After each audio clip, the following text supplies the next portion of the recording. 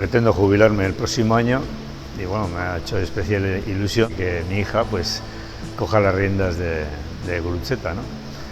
Lehenago hasi izan du naiz, txotx garaian, sagardotegiko lan hori ezagutzen, eta bestela ikusi izan dut pixkat, famili girotik sagardoa egiten. Ella también está ilusionada.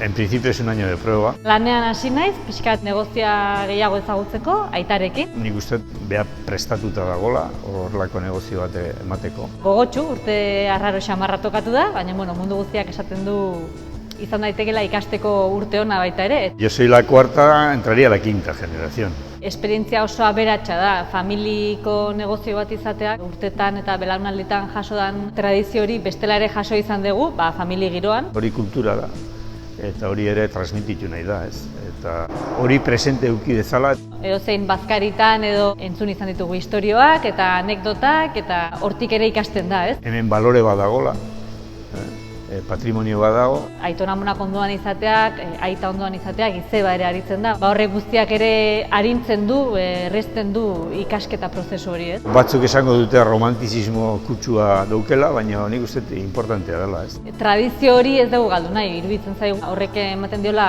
balio berezia, ezta? Es un cambio en el sector, porque no somos la única sidrería en la que, digamos, la jefa va a ser una mujer, ¿no? Egungo eskaeretara egokitzeko horretan, horre igual badauzkago ikuspegi desberdinak, bai aitak eta bai nik. Es un tema interesante porque seguro que le dan un giro diferente, ¿no? Hor bilatu nahiko nuke punturen bat, biak ados egongo geranak. La mujer ahora mismo pues tiene mucho que decir y en nuestro sector, más que igual en ningún otro, ¿no? Egungo eskaeretara nolabait egokitu, tradizioa galdu gabe, hor daukat zeregina.